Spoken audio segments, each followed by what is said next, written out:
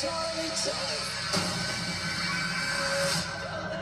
Don't leave me here, Cassidy. Please come back.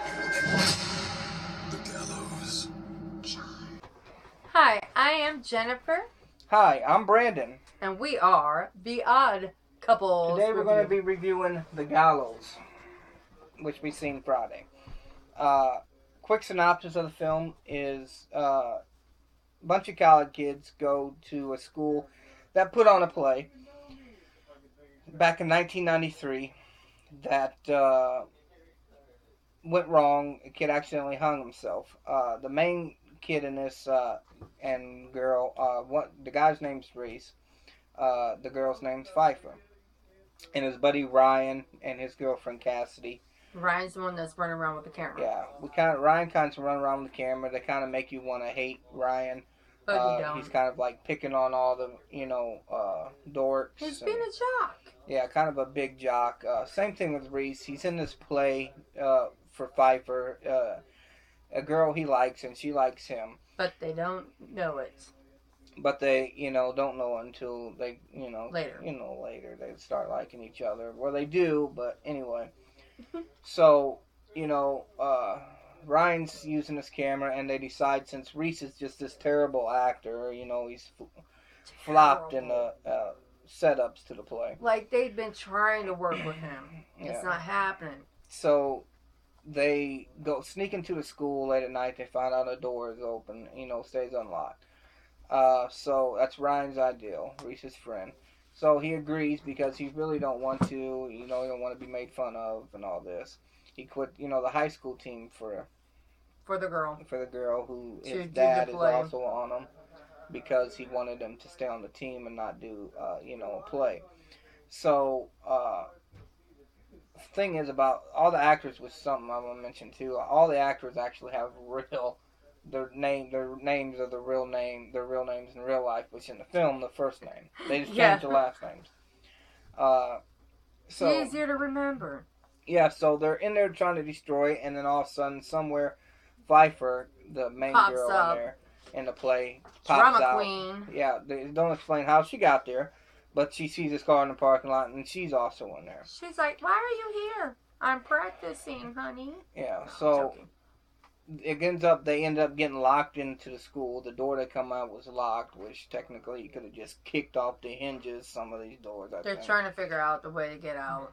And they can't get out, so the ghost from the play back then, Charlie, the guy who hung himself accidentally, is stalking these kids. It's a ghost. A ghost. They're starting to hear like sounds and see things and feel things. Yeah, stuff like that. Right off the bat, and they're getting creeped out. And then Charlie starts picking them off one by one, starting with Ryan. He ends up breaking his leg. Knocks Ryan out. Same thing after that, takes Ryan's girlfriend Cassidy out with a rope from around the neck. And then it just continues there with the creepy stuff. And him following him, trying to kill him. They found a picture. Yeah, they end up finding a picture with Reese's, the original play in 1993, and Reese discovers that his father was actually supposed to be the guy who got hung that day, because he called in sick. So it's kind of like Charlie took over his place of death. Yeah, it's taking the revenge on Reese's father for, calling in sick. And it's taking it definitely out on Reese. Yeah, so basically it just continues and gets to where Pfeiffer and Reese have to reenact a play at the end. So the ghost forces him to, Reese is almost free. He's outside, and, Pfeiffer's screaming, "Help, help." So he runs back in and tries to save her. Tries thinking he's going to save her. And then somehow ends up on the stage. Yeah, they end up on the stage, and so they're forced to reenact this play. And to save her, Reese hangs himself. Yep. And, well, basically he don't hang himself. He gets up on there, puts a noose around his head, and Charlie does it for him.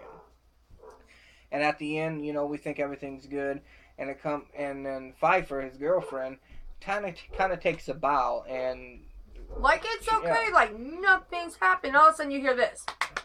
clapping. Charlie walks up behind her, and they both take a bow. Yeah, holding And hands. come to find out, the twist of it is, besides Charlie's dad being, the guy who should have been hung, is that the girl that they did an interview with earlier, who comes to all the play rehearsals, who was in the play, they found out when she was interviewed, Pfeiffer's mom. is Pfeiffer's mother, who is Charlie's girlfriend from that time. A huge twist at the end. Who played the girl in the had the 1993 same dress and everything from that So thing. we found out Pfeiffer's her daughter, and we find out the cops come in at the end, and for all the bodies and stuff being left in the school. Yeah. And the cops end up getting killed. They're sitting there. In her house. In their Not house. even in the school, in her house. Charlie takes the cops out and then lunges at the camera at the end. The mother's combing the daughter's hair. Look like crazy people. Crazy people while they're watching the video from 1993. So, that's basically the synopsis of the film. For me, yeah, I like that. For me, it's... it was a film that the atmosphere really worked. Had a lot of the jump scares there that, nothing's really there. It's kind of like stuff that is totally has, nothing to do with an actual scare. But there is some good atmosphere. The school was beautifully shot. The school was creepy. The atmosphere, we ain't seen nothing like that in a long time. Yeah, in a film like this, of this genre. So, I mean, to me, it don't hold up with some of the better ones, like the first Paranormal Activity, stuff like that. But it doesn't hang. It's not the worst of that genre. So the found footage genre. So I'd say it falls somewhere in between the okay ones. But for me, it's only a 3-star. I would definitely, wait until a family video or Hollywood. Wait until it comes out on Blu-ray to watch it. If you're a fan of the found footage, you might find this one enjoyable to go ahead and watch.